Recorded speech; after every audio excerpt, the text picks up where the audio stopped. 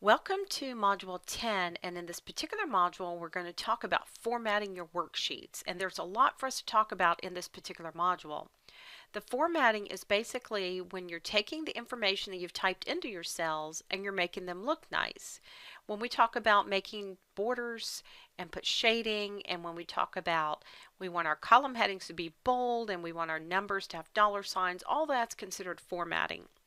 And we're going to have different areas of formatting. You're going to have formatting you can do with the cells, and you're going to have formatting you can do with the numbers. Let's go ahead and start off with formatting cells, and then we'll go into formatting numbers right after that. When we look at this particular exercise, you'll notice that nothing actually stands out. We can see that this is the title for the entire page. We can see that we've got some column headings here and some row headings, but nothing really stands out. We don't even know if the numbers represent dollars or if they represent individual numbers. So we're going to go in and make this look a little bit nicer so that we can draw our eye to the things that are important in this particular file. Let's go ahead and start with our title. I'm going to click in B2 because all of this is in B2. And here's some really basic things you can do to change the formatting. Let's start with this font grouping right here. Right here where you see this word Arial, if you click the drop-down list, you're going to see a list of different fonts that you could use. Fonts are just different ways the letters look. Sometimes you get cursive writing, sometimes you get more space between the letters, and you can see that as you move your mouse across these different fonts, that it gives you a little preview of what they look like in the background there. You could use any of these that you like. You can also go on the internet and just find all kinds of fonts and just pull them in and use those as well. I've picked a font called Algerian for this title. The next thing I want to point out is the size, and that's where you see this 10.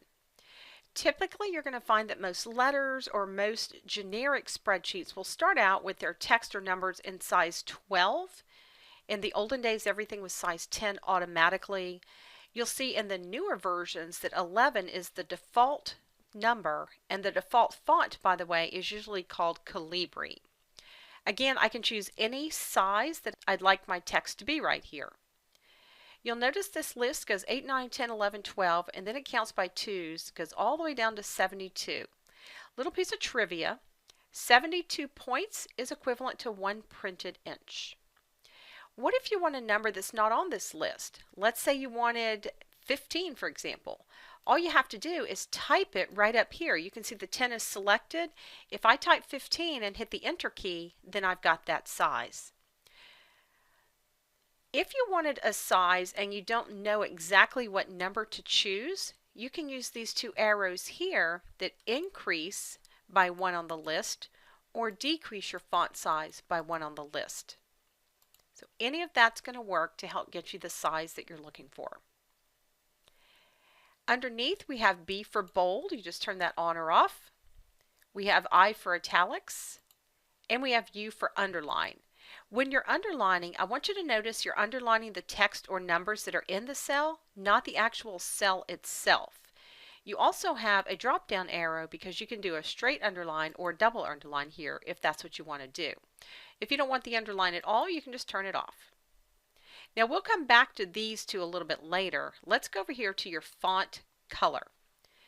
Your actual text or numbers can be any color that you'd like them to be, and you can see there are tons of different colors to pick from. Let's say you pick a color and it's not exactly the color you'd like. I want you to notice that there is an option for more colors right here. When you go into the more colors option, you're going to have a standard tab and a custom tab. On the standard tab, you have additional colors that you might want to choose from. Under the Custom tab, you can create your own color. The way this works is you generally know ahead of time that you're looking for a blue or a purple or a green, and notice if you move your mouse throughout these colors that you're actually changing all of the colors down here, and there's an arrow in this bar that you can point to the exact new color you want and then click OK. The last color that you chose will be right here, so if you want to use it again, you could, but I'm going to go back and actually pick this dark blue color.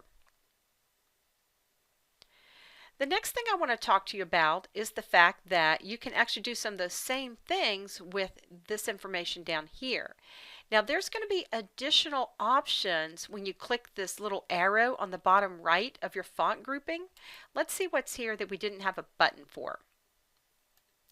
The first thing I want you to notice is that when you're on the font grouping and you click the arrow, you're in this option called Format Cells. Notice that it puts you directly on the Font tab.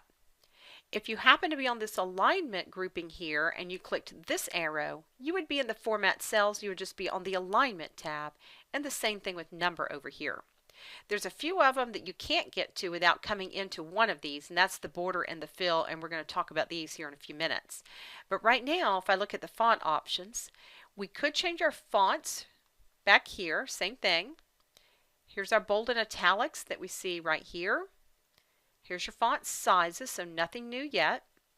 Let's check out underlining. From here, we were able to pick a single or double underline, and we can still do that, but we also have the option to pick single accounting or double accounting here as well.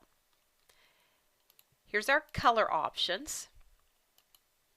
And then here's a few options you did not have buttons for.